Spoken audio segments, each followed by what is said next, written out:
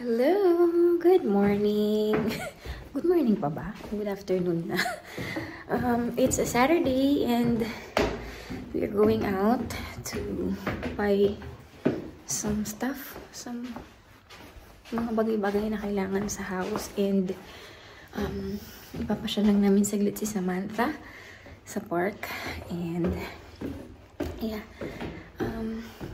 from off ako. So, off ako, yes, last night. And tonight, I'm working. So, mabilisan lang to. See you! Parang hindi ako matututo mag-drive. Pero sabi ni Kennedy, Mommy, you really need to drive. Ilocman is the safest place to drive, sabi niya. So, we really need to learn how to drive before Bambino number 2 comes. Kaya dapat this year makapag-ano na ako. Yes. Oh, kasi pagka may baby na, wala nang... Oo, narin mo, jaundice ka. Nagtatrip-trip. At least, pag meron na, marunong na ako, may lisensya na rin, di ba? Kahit na, kahit paano, di ba? Nag-exam ka na.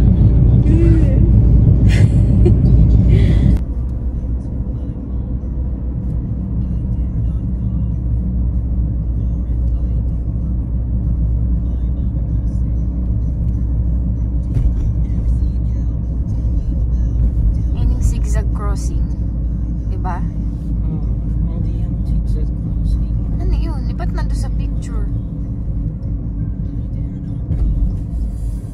Zigzag crossing.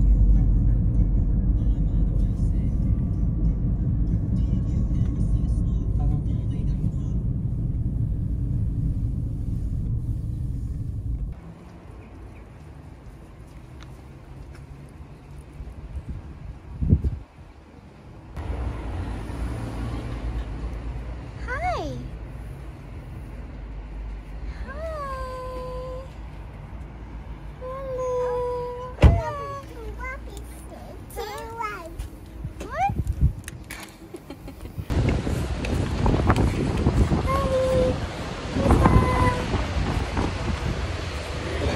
Going car.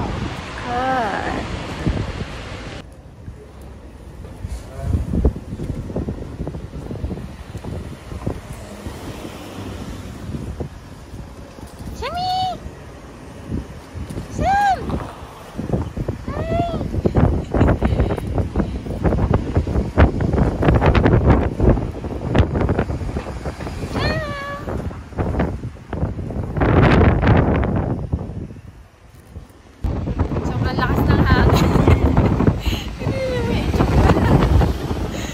Pati yung mga kinakain ni Sam na crisps.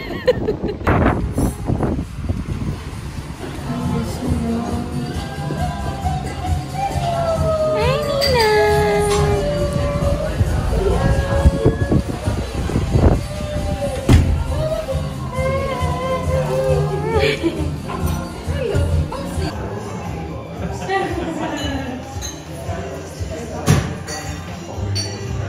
Tignan mo yung bata. Gusto.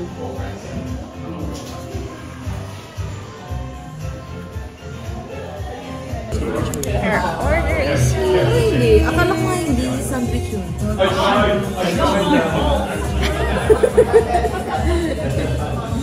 Tulog na ang bata.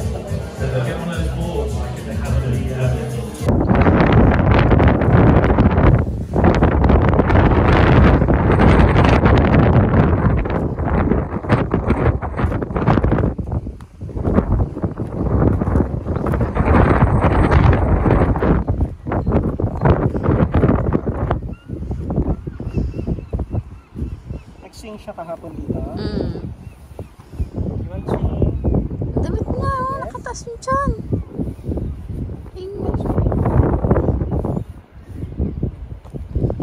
Masyado. Natakot siya. Natakot siya pag sobrang taas. Nyek. Nyek. You wanna swing with that, eh?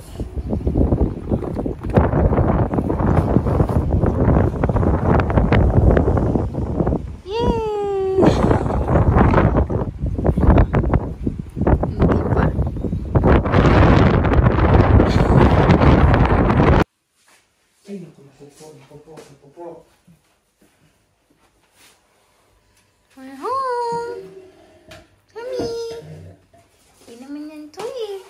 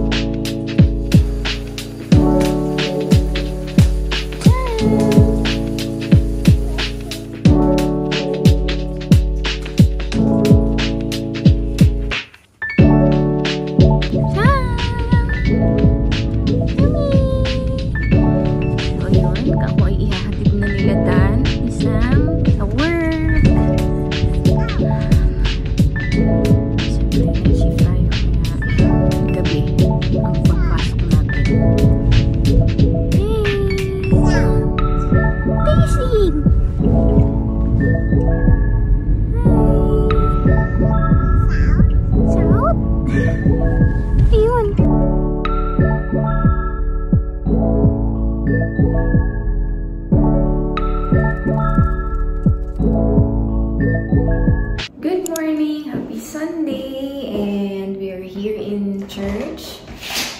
Galing ako ng night shift and dumiretso kami dito sa church. Mga 9:15 ata kami dumating. It's still too early kasi 10:30 AM pa yung start ng service. And they're still setting up. And nagpo-practice din yung worship team. So, yeah. Maya-maya pa yung service. So, see you later! I might not sing the license.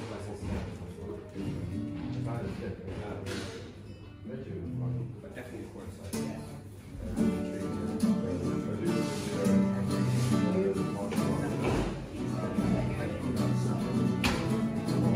God. The word of God is also medicine. I mean, when you've got sickness in your body, this is what the word of God says in Proverbs chapter 4 verse 22. It says, here's what it says. It says, for they, the words of God, my words are like life to those who find them and medicine to your body.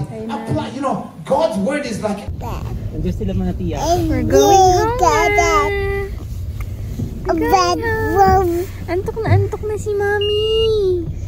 We just say hi to Cara and Abby. Mag-i-sleep na si Mami pag-uwi. Abby, balak ng bakit si Abby.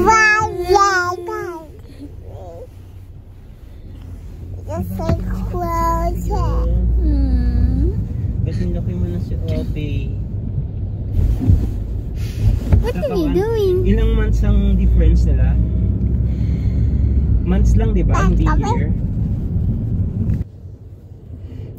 Fake news pala yung pauwi. Di, pauwi na rin naman. Dumaan lang saglit dito si Dan sa ShopRite. Kasi may kailangan lang bilhin. And then, uwi na rin naman kami after. Grabe, sobrang antok na talaga ako. Kahapon pa ako gising. Nung dati, nakakatulog pa kami kahit paano pag break time sa duty.